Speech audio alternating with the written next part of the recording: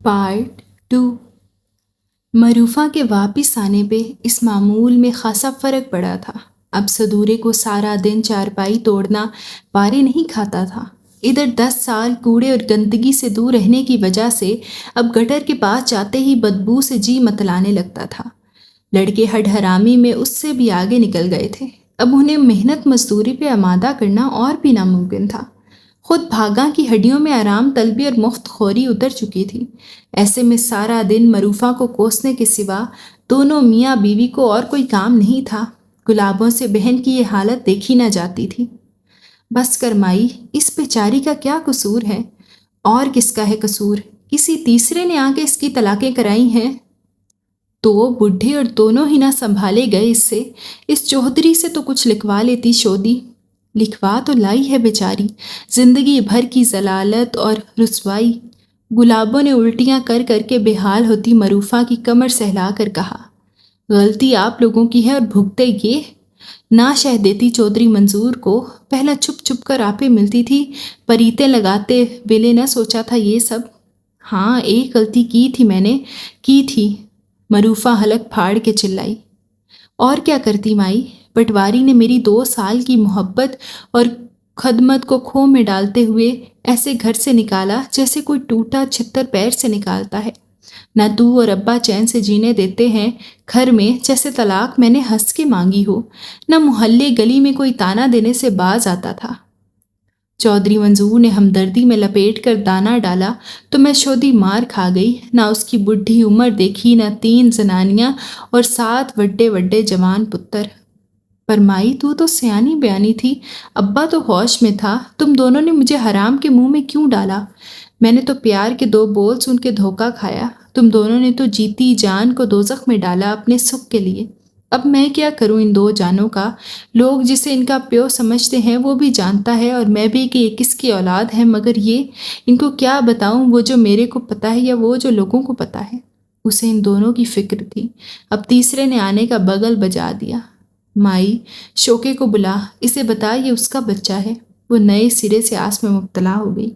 उसका होवे पावे जिसका होए, क्या फ़र्क पड़ता है? छोरी तलाक ते हो गई। मैं नहीं जानती तलाक को।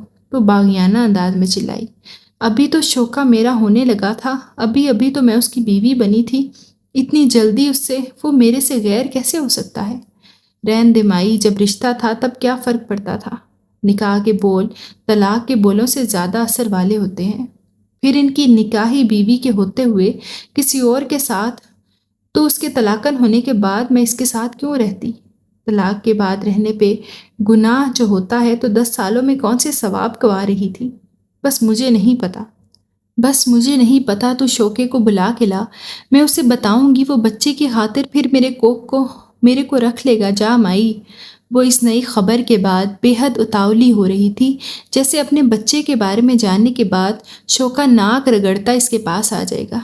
उसने तो सिरे से मरूफा के पेट में पलते इस वजूद को अपना मानने से ही इनकार कर दिया। मेरा काहे को होने लगा? कसम तो वो उसका जो मर खप गया। वो 2 भी उसके पैदा किए थे कि तीसरा भी उसी का होगा? मैं तो चौकीदार था, चौकीदार। इस साफ जवाब पे उसे चुप लग गई। वो जो शोके को पाने की चाह में ये तक फरामोश कर बैठी थी कि इन दोनों के दरमियान मौजूद वो जायज़ और मजबूत रिश्ता कब का टूट चुका है, और अब वो इस बच्चे को तस्लीम करे या ना करे उसके ताल्लुक पे कोई असर नहीं पड़ता। फिर भी वो अनगिनत सपने सजा बैठी थी। पता है गुलाबो, माई शोके को लेकर आती हो गई। मर्द है, रोएगा तो नहीं, पर अंदर ही अंदर अथरू गिर रहे होंगे उसके। मेरे को पता है, मेरे पैर पकड़ लेगा, माफ़ी मांगेगा, पछताएगा, बोलेगा। अब क्या करूं मरूफा? हो गई जल्दबाजी, मैंने 3 लफ्ज़ बोल दिए। अब कैसे माफ़ी मिले और मैं बोलूँगी? दफ़ा कर सारे से आप पे शोके। मैं तो अपना ये काका, हम तीनों किसी दूसरे पिंड चले जाते हैं, किसी बहुत दूर दूर पिंड, जिधर कोई हमें ना जानता हो, किसी को ना पता हो कब हमारा ब्याह हुआ और कब तलाक। ऐसे नहीं होता मरूफा, गुलाबों ने छोटी होने के बावजूद समझाना चाहा। गुनाह होता है, अम्मा जनते कहती है कि परा मर तू और मेरे मरे तेरे अम्मा जनते। वो तड़प के उसे धक्का देती। बड़े कैदे पढ़ने आते हैं ना तुझे? जब कोई सबक ना सुना गया तुझसे, जब माई और अब्बा मेरे गुनाहों के नोट वसूलते रहे, تیرے اور تیرے بھائیوں کے لیے کالک تھوپتی رہی 10 سال، تب سارے راضی تھے۔ اب اپنی خوشی کے لیے ذرا سی بے ایمانی کرنے لگی ہوں تو ساروں کو گناہ ثواب یاد آ رہے ہیں، مگر سارے گناہ سارے ثواب دھرے کے دھرے رہ گئے۔ شوکے نے سانس لیتے اس وجود کو تسلیم کرنے سے صاف صاف انکار کر دیا۔ یہ بچہ اسی کا ہے مائی، مجھے چنگی طرح پتا ہے، قسم رب کی یہ اسی کا ہے۔ وہ یہی کہتے کہتے مر گئی، اور مرنے سے پہلے صدورے اور بھاگا کا خون چوسنے کے لیے ایک اور بچہ چھوڑ گئی۔ تو پھر آ گئی گلابو، اماں جنتے نے چاشت کی نماز کے لیے مصلی بچھاتے بچھاتے رک کر کہا۔ ان کے ماتھے پر ہلکی شکن تھی۔ پھر تمہاری اماں میرے دروازے پہ ہلہ مچائے گی۔ جا شاباش میری بچی، جا گھر جا۔ اماں کو آپ سے نہیں، اس پڑھائی سے بیر ہے جو آپ کی طفیل مجھے مل جاتی ہے۔ وہ بھی ایک نمبر کی ڈھیٹ تھی، ان کے پاس پھسکڑا مار کے بیٹھ گئی۔ میں تو پڑھ کے رہوں گی، اور کیا پڑھاؤں تجھے، میں خود 8ویں پاس، جتنا آتا تھا گھول کے پلا دیا، اور کون سا سبق دوں؟ کتنا کہا تمہارے ماں باپ کو کہ لڑکی کا دماغ اچھا ہے، پڑھنے کا شوق بھی ہے، لگن بھی، اسے اسکول داخل کروا دو، مگر وہ نہ مانے۔ گلابو نے بے پرواہی سے گردن جھٹکی۔ اسکول بھیج بھی دیتے تو کیا پڑھ لیتی، وہی جو آپ سے پڑھا ہے۔ شکیلہ، انجم، نیلی ساری اسکول پڑھی ہیں، پتہ نہیں کون سے چنے بھونتی رہی ہیں وہاں جا کے۔ ان سے اچھی طرح کتاب اور اخبار پڑھ کے سنا سکتی ہوں، لکھائی بھی میری ان سے زیادہ اچھی ہے۔ وہ نیلی 10ویں کا امتحان دے کر بڑی خود کو توپ سمجھ رہی تھی۔ اس دن چھوٹے بھائی کی چھٹی کی درخواست تک لکھنی نہیں آ رہی تھی اسے، میں نے لکھ کے دی۔ تم نے؟ اماں جنتے نے تعجب سے کہا۔ لیکن وہ تو میں نے تمہیں سکھائی ہی نہیں۔ اردو لکھنا تو سکھایا ہے نا، باقی عقل سے کام لے کر لکھ دیا کہ چھٹی کی درخواست میں کیا لکھا جا سکتا ہے۔ ہاں عقل تو ماشاء اللہ، انہوں نے سر ہلایا۔ نیلی کا ابا بھی پرچہ پڑھ کے حیران ہوا کہ میں نے اتنا اچھا لکھا ہے، مگر اس کا فخریہ لہجہ ذرا سا مغموم ہوا۔ کہنے لگا، نیلی تیرے سے تو یہ چنگڑی اچھی رہی، حلوہ کھائے گی، کٹوری میں ڈھکا رکھا ہے۔ شروع میں اماں جنتے نے اس کی ایسی باتوں پر بڑا سمجھانے کی کوشش کی تھی کہ لوگ جو مرضی کہتے پھریں، رب سونے کی نظر میں سارے بندے برابر ہیں، کوئی اونچا ہے اپنے کرموں کی وجہ سے، اپنے اعمال کی بدولت، مگر وہ کوڑ مغز نہ ہوتے ہوئے بھی بس اسی ایک بات کو سمجھ نہ پاتی تھی۔ اس لیے اس کا آسان حل انہوں نے یہ نکالا کہ بات بدل دیتی۔ ہاں کھاؤں گی، صبح سے کچھ نہیں کھایا۔ وہ پھرتی سے اٹھ کر نعمت خانے کی جانب لپکی، اور اماں جنتے نے نیت باندھ لی۔ سلام پھیرتے ہوئے انہوں نے کنکھیوں سے اسے حلوہ لپا لپ کھاتے دیکھا اور دھیرے سے مسکرا کے دعا کے لیے ہاتھ اٹھا دی۔ یا اللہ، اس بچی پہ ہدایت کے در کھلے رکھنا، مٹی زرخیز ہے، کھاد بھی اچھی دینا۔ انہوں نے دعا مانگ کے چہرے پر ہاتھ پھیرا تو وہ لمبی سی سرخ زبان نکال کے کٹورا لپا لپ چاٹ رہی تھی۔ بری بات، جانور کرتے ہیں ایسے۔ بڑی بھوک لگی تھی اماں جی۔ کچھ نہیں پکا؟ انہوں نے دل سوزی سے پوچھا۔ جانتی تھی کہ معروفہ کی وفات بلکہ اس کی طلاق کے بعد ہی سے لوگوں کے حالات خاصے برے ہو گئے تھے۔ وہ کون سی نئی بات تھی، ہفتے میں 1 آدھ بار ہی پکتا ہے۔ خیر اماں لائی تھی رات کو؟ انہوں نے ناگواری سے ٹوکا۔ ہاں وہی لائی تھیں، اس نے تصحیح کی۔ یہ اماں جنتے کی تربیت تھی کہ وہ اپنے دوسرے بہن بھائیوں کی طرح ماں کو مائی کی بجائے اماں اور تو تکار کی بجائے آپ جناب کہہ کر پکارتی، بھرے باقی گھر والے اس پہ مذاق ہی کیوں نہ اڑاتے ہوں۔ لائی تھی نمبردار کے گھر سے چنوں والے چاول، آلو گوشت اور سوجی کے لڈو، مگر آپ کو تو پتہ ہے کہ میں کسی کے گھر سے آئی ہوئی چیز نہیں کھاتی۔ میں تو کھا لیتی ہوں صبر شکر کر کے، اور یہ حلوہ جو تم نے ابھی کھایا ہے یہ بھی ماسٹرنی کے گھر سے آیا تھا۔ آپ کی اور بات ہے اماں جی، آپ کو لوگ عزت کی وجہ سے دے کر جاتے ہیں۔ ماسٹرنی جی نے حلوہ پکاتے ہی پہلے آپ کا حصہ نکالا ہوگا تاکہ برکت رہے، اور ہمارے گھر تو چیز تب بھیجی جاتی ہے جب بچ رہے، ضائع ہو رہی ہو، یا پھر صدقے اور خیرات کی نیت سے۔ میں کیوں لوں کسی کا صدقہ؟ نہ بچے، رزق جس طرح بھی آئے رزق ہی ہوتا ہے، ہر بندے کا رزق مولا نے الگ طرح سے لکھا ہوتا ہے۔ تمہاری اماں لوگوں کے گھر چھوٹے موٹے کئی کام کرتی ہے، تبھی رزق کے یہ دانے اکٹھے کر کے لاتی ہے، بھیک نہیں مانگتی۔ یہ بھی تو مقام شکر ہے۔ اتنا تکبر بندے پہ سجدہ نہیں ہے۔ میں تو زکوٰۃ بھی لے لیتی ہوں، جینے کا آسرا ہو جاتا ہے۔ بس اماں جی، دل نہیں مانتا۔ وہ چپ ہو گئیں، جانتی تھیں کہ جس بات پہ اس کا دل نہ مانے وہ کبھی بھی وہ کام نہیں کرے گی۔ چاہے وہ زور دے ڈالیں، حالانکہ دنیا میں صرف وہی تھیں جن کی بات کو وہ اہمیت دیتی تھی۔ اس طرح جس بات پہ دل اڑ جائے اس سے ہٹتی بھی نہیں تھی، جسے ماں باپ کے لاکھ منع کرنے کے باوجود وہ سالوں سے اپنے دن کا ایک بڑا حصہ اماں جنتے کے صحن میں گزارنے کی عادی تھی۔ اس صحن میں اس نے قرآن پاک کا پہلا سبق لیا، اسی صحن میں اس نے تختی پر پہلا حرف لکھا۔ ہائے اماں جنتے، یہ چنگڑی بھی ہمارے بچوں کے ساتھ بٹھا دی۔ پہلے پہل کسی عورت کے اعتراض کرنے پر گلابوں نے سہم کر اس نحیم شہیم عزت دار گھرانے کی بہو کو دیکھا۔ یہ بھی دوسرے بچوں کی طرح علم لے رہی ہے، بچہ کوئی تمہارا کوئی کسی اور کا، مگر سبق تو ایک ہے، اللہ کی کتاب کا۔ مگر چنگڑ اور پکی واس بے دین ہوتے ہیں۔ کس نے کہا ہے؟ سدورہ اور اس کی گھر والی بھاگا دونوں کلمہ گو مسلمان ہیں، ان کے آباء و اجداد ضرور پکی واس تھے، ایک جگہ سے دوسری جگہ پڑھنے والے، مگر یہ کنبہ سالوں سے ایک مٹی پہ آباد ہے۔ میرے سسر اللہ بخشے نکاح پڑھوایا تھا انہوں نے ان بچوں کے کان میں بھی اذان دی گئی تھی، خدا کا خوف کرو رضیہ، کسی مسلمان کو بے دین اور کافر کہنا بہت گناہ کی بات ہے۔ عموماً اماں جنتے اتنی لمبی بات نہیں کیا کرتی تھیں، نہ کسی سے اتنی درشتی اور سختی سے پیش آتی تھیں، مگر اس بات پہ وہ خاصی غضبناک ہوئیں اور رضیہ نامی عورت کو تقریباً جھاڑ کے رکھ دیا تو 7-8 سالہ گلابو جو اپنی سہیلیوں کی دیکھا دیکھی ایسے ہی چاؤ میں آ کے دوپٹہ سر پہ لیے بیٹھ گئی، وہیں اسی وقت اپنے دل میں اماں جنتے کے لیے عقیدت و محبت کے دیے جلا بیٹھی۔ رضیہ نے مارے غصے کے اپنے چاروں بچوں کو اماں جنتے کے پاس سے اٹھا کر گھر میں مولوی لگوا لیا۔ تب بھی اماں نے ہاتھ سے ایک معقول آمدنی جاتے دیکھ کر بھی گلابوں کو یہاں سے ہٹانے والی بات نہ مانی۔ جن سے ہدیہ لے کر علم لیتی ہوں وہ بھی تو مجھ بیوہ کی مالی مجبوری ہے، مگر اس بچی کو 4 حرف پڑھا دینے کا جو ثواب مجھے قبر میں ٹھنڈ پہنچانے والا ہے اسے ہاتھ سے کیسے گنواؤں؟ اور وہ اسی صحن میں سپارہ پڑھنے لگی اور پھر ساتھ قاعدہ۔ 1 سال بعد اماں نے حساب اور انگریزی کے تصویری قاعدے بھی اسے لے دیے۔ اس سے اگلے سال وہ تختی اور قلم سے سیدھی کاپی پنسل پر آ گئی۔ سپارہ پڑھنے والے تو آمین کے بعد دوبارہ ادھر کا رخ نہ کرتے تھے، اور وہ جیسے اماں کے صحن کی اینٹ بن کے گڑ گئی۔ 8ویں پاس۔ اماں نے دنیاوی علم تو اتنا ہی دیا جتنا وہ جانتی تھیں، مگر گلابوں کے سیکھنے کی دھن نے اس کی ذہنی صلاحیتوں کو کہاں پہنچا دیا۔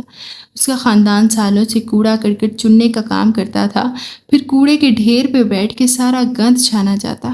کاغذ، ٹین کے ڈبے، پلاسٹک کی بوتلیں، سب چیزیں الگ الگ کر کے کباڑ دیے جاتے۔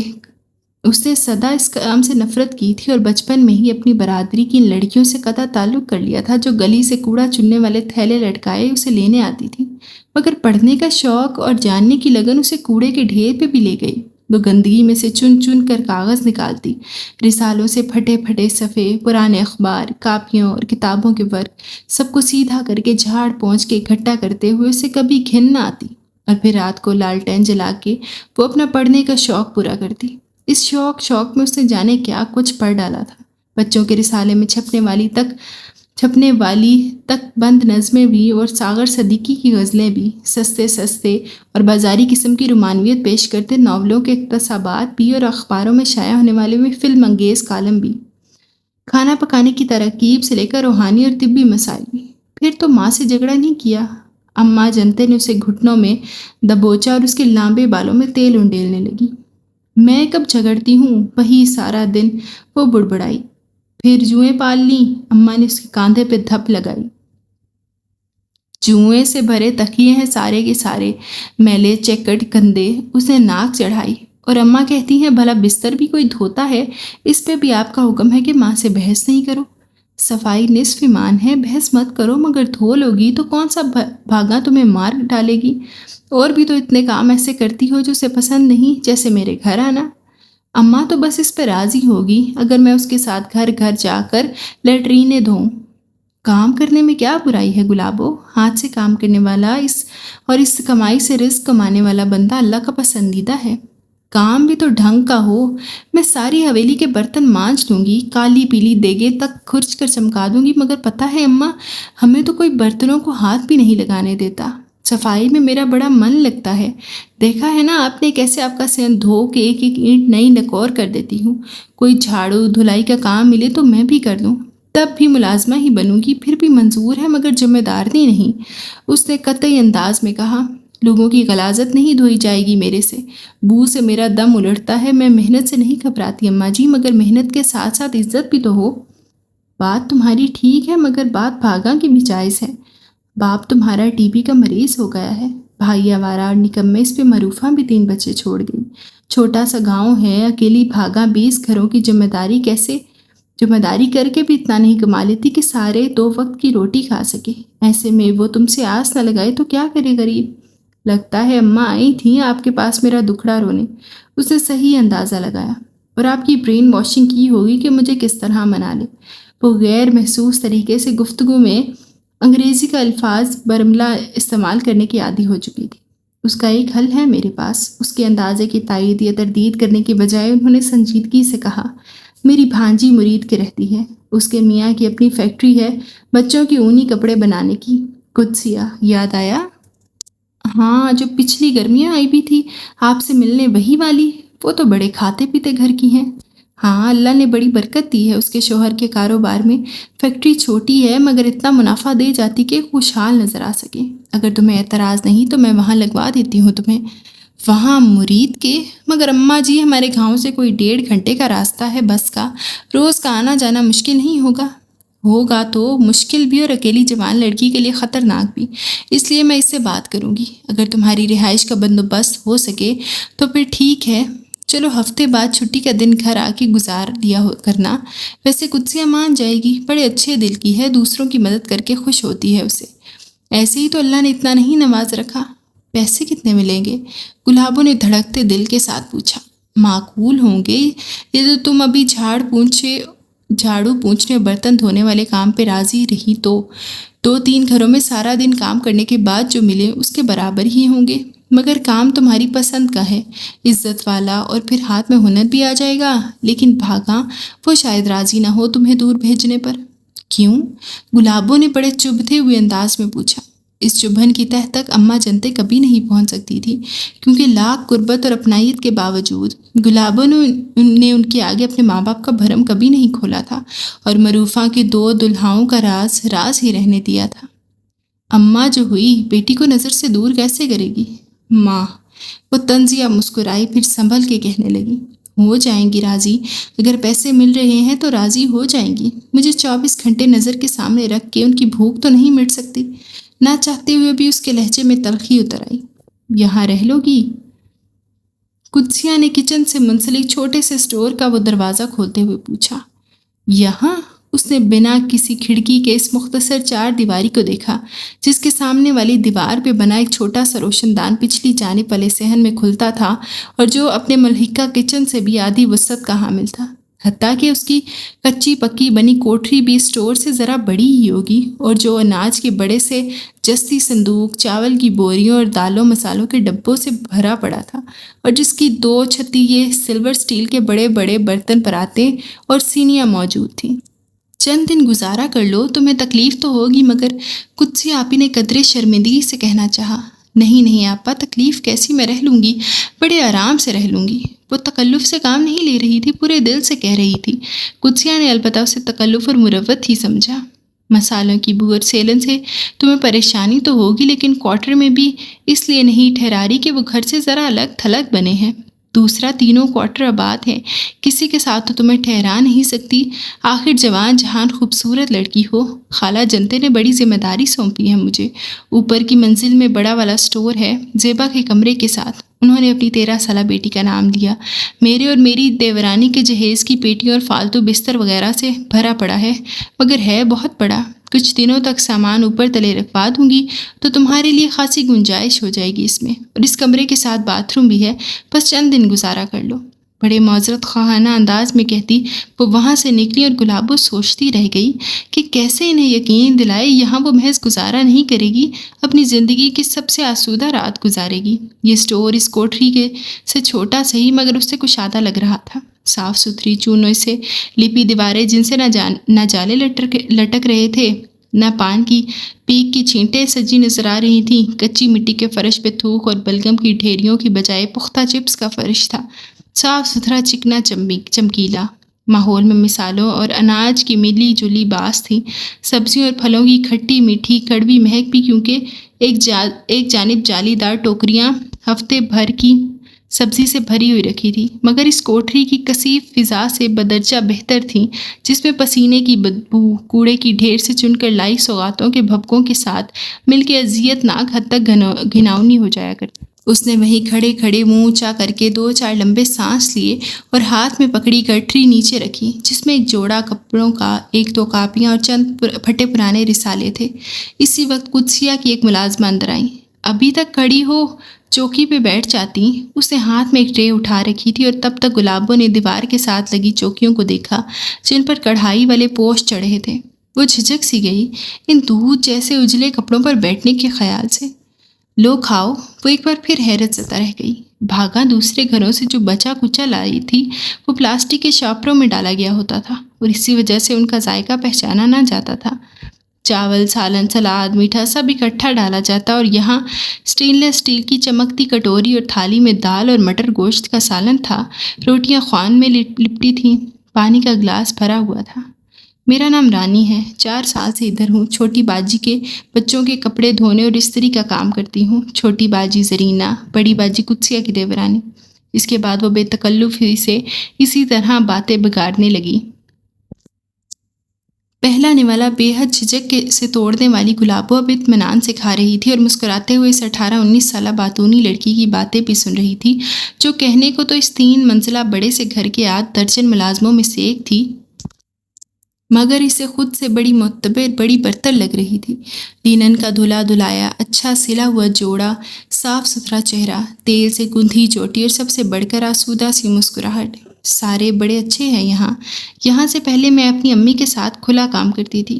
کھلا؟ ہاں، مطلب کسی ایک گھر کا نہیں، 3-4 گھروں کو ایک دن میں نپٹاتے تھے۔ مجھے ذرا اچھا نہیں لگتا تھا، کہیں کے بچے بدتمیز، ہتھ چھٹ، کہیں باجیاں سخت اور بد زبان، کہیں کے مرد بد نظریں۔ 4 سال پہلے امی نے مجھے دن رات کے لیے ادھر چھوڑا۔ باجی زرینہ کی نئی شادی ہوئی تھی، پہلا بچہ، اور پھر وہ استانی بھی ہیں، اس سے بچہ ہی سنبھالنا تھا۔ پھر کیا تھا، ایسا دل لگا میرا، دونوں باجیاں تو اچھی ہیں، نہ ساس نہ سسر، پھر بھی دونوں کا آپس میں ایکا ہے۔ بچے بھی تمیز والے، بھائی جان بھی شریف ہیں، کبھی نظر اونچی کر کے نہیں دیکھا۔ بہن بیٹی کہہ کر بات کرتے ہیں۔ تم بھی خوش رہو گی ادھر؟ میں گھر کے نہیں، فیکٹری کے کام سے آئی ہوں۔ گھر رہ جاؤ گی تو مجھے سہیلی مل جائے گی۔ ہائے، بڑی باجی نے مجھے کہا تھا کہ تمہیں کھانا دینے کے بعد بستر بھی دے آؤں۔ باتوں میں لگ کے مجھے یاد ہی نہیں رہا، اور بات سنو، برتن نہ دھونا۔ اسے ٹرے اٹھاتے دیکھ کر جاتے جاتے رانی نے کہا تو وہ ٹھٹک گئی۔ کیا یہاں بھی؟ اسے سوچا، مگر اس کے خیال کی تردید فوراً ہو گئی۔ ابھی تم مہمان ہو، ویسے بھی برتن دھونا خورشیدہ کا کام ہے۔ ہاں، تم نے چائے پینی ہے تو میں بنا دیتی ہوں، تمہیں پتہ بھی چل جائے گا کون سی چیز کہاں ہے، پھر چائے خود بنا لیا کرنا۔ کام فیکٹری میں کرنا ہے، رہنا تو یہی ہے نا؟ میں خود۔ گلابوں کا حلق خشک ہو گیا۔ ہاں، ادھر فریج میں ہوتا ہے سارا کچھ، دودھ، آٹا، سالن، روک ٹوک کوئی نہیں ہے ادھر۔ اور پھر نرم اون سے بھرے گدے پہ نیلے پھولوں والی سرمئی سوتی چادر بچھا کے صاف ستھرے گداز تکیے پہ سر رکھ کے ملتانی کھیس اوڑھنے کے بعد اس نے جی بھر کے اماں جنتے کے لیے دعائیں مانگی، جس کی وجہ سے آج اس کی زندگی میں یہ دن آیا تھا کہ ایسے برتنوں میں کھانا کھانا اور ایسے بستر پر سونا نصیب ہوا۔ اصلی نام بتاؤ، صورت سے ہی کرخت نظر آنے والی آفتہ بیگم نے رجسٹر میں اس کا اندراج کرتے ہوئے پوچھا۔ جی، یہی ہے میرا اصلی نام۔ پہلی بار اسے اپنے نام پہ شرمندگی ہوئی۔ اس سے پہلے اپنے آپ سے منسلک اور کتنی چیزوں پہ وہ جی بھر کے شرمندہ ہو چکی تھی۔ فلمیں بہت دیکھتی تھی تمہاری ماں؟ گلابوں نے اس تبصرے پہ کوئی رد عمل ظاہر نہ کیا، البتہ دل ہی دل میں وہ حیران ضرور ہوئی تھی اس بظاہر نفیس اور سلجھی ہوئی نظر آنے والی 30-35 سالہ عورت کی جاہلانہ گفتگو پہ۔ باپ کا نام؟ صد۔ وہ بتاتے بتاتے رکی، پھر پورے اعتماد سے کہا، صدر الدین۔ تعلیم 10ویں تک پڑھا ہے، مگر کسی وجہ سے امتحان نہیں دے سکی۔ دوسرا جھوٹ بھی دھڑلے سے بول گئی۔ دستخط کرو۔ بیگم عابدہ نے رجسٹر اس کے آگے کیا، اور ایک لائن میں کیے ٹیڑھی میڑھی لکھائی میں نظر آنے والے دستخطوں پہ اس نے ایک سرسری سی نظر ڈالتے ہوئے بڑی نکھری لکھائی میں انگریزی میں اپنا نام لکھا۔ تم سے محبت نہ کروا سکی تو نام بدل دینا میرا، ایک بار اس نے گال پہ گراتی لٹ کو کان کے پیچھے اڑستے ہوئے بڑے چیلنج پر بڑے انداز میں کہا تھا، اور وہ دل کھول کے ہنسا تھا۔ اور میرا کیا ہے؟ کہہ دوں گا ہاں ہو گئی ہے تم سے محبت، بلکہ لو ابھی کہہ دیتا ہوں میں تم سے محبت کرتا ہوں، تم سے محبت کرتا ہوں، تم سے محبت کرتا ہوں۔ میں نے یہ نہیں کہا کہ میں تم سے یہ بات کہلواؤں گی، میں نے کہا میں تم سے محبت کرواؤں گی۔ کہنے اور کرنے میں بڑا فرق ہوتا ہے۔ اگر اس فرق کو جانتی ہو تو پھر یہ بھی جانتی ہوگی کہ محبت کرنے اور محبت کے ہونے میں بھی بہت فرق ہے۔ اس کی سنجیدگی سے کہنے پہ وہ سن ہو کر رہ گئی۔ آوارہ سی لٹ ایک بار پھر کان کے پیچھے سے نکل کر چہرے پہ رقصاں تھی، جیسے کوئی دیواروں سے سر پٹخ پٹخ کر ماتم کر رہا ہو۔ وہ جان گئی تھی محبت کرنے اور محبت ہو جانے کا فرق۔ دروازے کی نوب پہ رکھا اس کا ہاتھ ہلکا سا کپکپایا، جانے کی ہیجان تھا یا سنسنی یا پھر آنے والے مسرت انگیز لمحوں کی سرشاری یا شاید کوئی انجانا سا خوف۔ اس نے ہینڈل گھمایا اور اندر داخل ہوا۔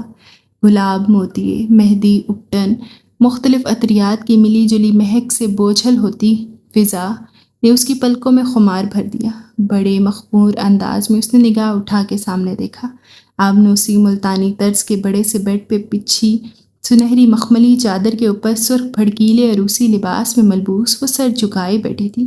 وہ جو اس کی طلب تھی، اپنی طلب کو پا لینے میں کیا سرور ہوتا ہے، وہ اس کی انتہا جاننا چاہتا تھا۔ اس لیے اس کے فاتحانہ قدم اس کی جانب بڑھنے لگے اور ستائشی نظریں اس کے صاف چھپتے بھی نہیں، سامنے آتے بھی نہیں والے بنے سورے وجود پہ پھسل رہی تھی۔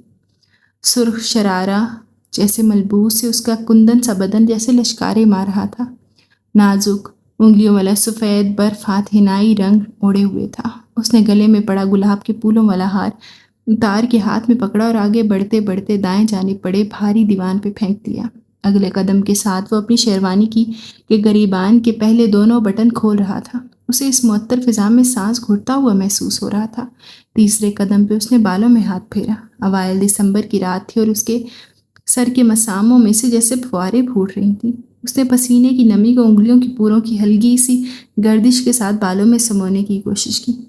چوتھا قدم جو اسے بیڈ پہ سمٹے سکڑے شرمائے وجود کے مقابل کھڑا کر رہا تھا، اس نے آخری قدم کے ساتھ اس نے اپنی دلہن کا جھکا ہوا سر کچھ اور نیچے جاتا محسوس کیا۔ وہ دھیرے سے اس کے پہلو میں بیٹھا ایک منفرد سی خوشبو اس کی روح کے اندر اتری جو آس پاس اودھم مچاتی خوشبوؤں پہ حاوی ہو گئی۔ یہ خوشبو اس کی دوشیزگی کی تھی، اس کی حیا کی تھی، اس کی وفا کی تھی۔ اس نے لرزتی کپکپاتی ہنائی انگلیوں کو دھیرے سے چھوا۔ وہ چھوئی موئی کی طرح اپنے آپ میں سمٹ گئی۔ انہیں دھیرے سے مسکراتے ہوئے رخساروں تک سایہ پھیلائے ہوئے گھونگھٹ کو اٹھایا۔ مکمل حسن کا ایک شاہکار اس کے سامنے تھا، ایسا شاہکار جو صرف حسن میں ہی یکتا نہ تھا بلکہ اس میں وہ سب تھا جو اس نے چاہا تھا، جس کی اس نے تمنا کی تھی۔ وہی بانگ پن، وہی سادگی، وہی معصومیت، وہی حیا، وہی مشرقیت اور وہی پاکیزگی۔ اس نے چاہا کہ اس روپ کو آنکھوں میں سمو لے۔ آسودگی سے پلکیں جھکاتے ہوئے اس نے قریب ہونا چاہا کہ ایک سیاہ چادر پھڑپھڑاتی ہوئی اس کے اور اس گلگلوں چہرے کے درمیان حائل ہو گئی۔ ٹرین نے رفتار پکڑ لی تھی۔ سیاہ چادر اب ایک دھجی کی طرح دور تک پھڑپھڑاتے ہوئے نظر آ رہی تھی۔ وہ شاید اب تک پائیدان میں کھڑی تھی۔ گردن موڑ کے اس نے پیچھے رہ جانے والے منظر کو دیکھا۔ سب کچھ بھیگا بھیگا نظر آ رہا تھا۔ اسے ہتھیلی کی پشت سے پلکوں کو رگڑا۔ یہ بارش نہیں تھی، اوس بھی نہیں تھی، یہ اس کی پلکوں کی نمی تھی جو آس پاس کا سارا ماحول ڈوبا ڈوبا سا پیش کر رہی تھی۔ باہر سے آتی یخ بستہ ہواؤں نے اس کے ہاتھ کو شل کر دیا تھا۔ اسے لگا ایک منٹ بھی اور اس طرح کھڑی رہی تو شاید برف ہوتے ہاتھوں سے دروازے کی راڈ چھوٹ جائے گی یا سن ہوتے پیر بدن کا بوجھ سہارنے سے معذور ہو جائیں گے۔ اس نے ٹھنڈے آہنی دروازے کی پشت سے ٹیک لگاتے ہوئے خود کو ڈھیلا چھوڑ دیا اور پھسلتی ہوئی نیچے بیٹھ گئی۔ یہاں کیوں بیٹھی ہو؟ یاسر دکان کا شٹر کھولنے لگا تو کسی نسوانی وجود کو سر گود میں گرائے گھٹنے پیٹ سے لگائے بیٹھے دیکھا۔ وہ جو بھی تھی بند دکان کے تھڑے پہ بیٹھی بڑے انہماک سے مٹی میں انگلی سے لکیریں کھینچ رہی تھی۔ پہلے وہ ٹھٹک کر رکا، پھر کلائی پہ بندھی گھڑی پہ وقت دیکھا۔ صبح کے 6 بج رہے تھے، مگر چونکہ سردیوں کی صبح تھی اور کھلا علاقہ، اس لیے سب کچھ دھند میں لپٹا ہوا تھا۔ علاوہ علاقے کے خاکروب کے اور کوئی سڑک پہ نظر نہیں آ رہا تھا، اور وہ خاکروب بھی جھاڑو پھیر کے گرد اٹھانے کی بجائے فٹ پاتھ پہ کوڑے کے ڈھیر کو آگ لگائے ہاتھ سینک رہا تھا۔ کافی فاصلے پہ ایک تانگے والے تانگے میں گھوڑا جوت رہا تھا، اور اس دکان کے آگے یہ عورت بے حد حیرت کے عالم میں قدم بڑھاتا وہ اس کا جائزہ لے رہا تھا۔ رنگ اڑا پھولدار ریشمی جوڑا، گھسا پٹا سویٹر جو لنڈے سے لیے اور استعمال کرتے کئی برس بیت چکے ہوں، کوہنیوں سے پھٹا ہوا تھا۔ سر اور کاندھوں سے لپٹی سیاہ چادر البتہ قدرے بہتر نظر آ رہی تھی۔ پیروں میں سافٹ چپل، وہ کپ کپا کے رہ گیا۔ اتنی سرد صبح میں بغیر موزوں اور دستانے کے نکلنے کا وہ تصور بھی نہیں کر سکتا تھا، اور یہ عورت بیکارن بھی نہیں لگتی، پھر کون ہے؟ یہ یہاں کیوں بیٹھی ہو؟ تہمکانہ انداز میں پوچھنے پر اسے سر اٹھا کے تعجب سے دیکھا تو یاسر کو اپنی جرأت بلکہ بدتمیزی پہ افسوس ہوا۔ وہ کوئی عورت نہیں، ایک نوخیز لڑکی تھی۔ اپنے گئے گزرے حلیے کے برعکس اس کے چہرے پہ عجیب سے تمکنت اور نظروں میں ایک الگ ہی شان بے نیازی تھی۔ کیوں؟ تمہیں کیا تکلیف ہے؟ تم کرایہ لیتے ہو یہاں بیٹھنے کا؟ ماتھے پہ چتوں لیے وہ اس سے مخاطب تھی۔ یاسر مسکرایا۔ اگر میں کہوں ہاں تو کیا اٹھ جاؤں گی؟ وہ ہاتھ جھاڑتے ہوئے اٹھی۔ کہیں اور جا کے بیٹھ جاؤں گی جہاں صرف بیٹھنے کا بھی کرایہ مانگنے والے کمینے نہ ملے؟ یاسر بھونچکا رہ گیا۔ بڑا بے باک اور توہین آمیز جواب تھا۔ یہ سنو، میں مذاق کر رہا تھا۔ اس کے آواز دینے پہ وہ پلٹی۔ اس بار اس کی بڑی بڑی آنکھوں میں جلال تھا۔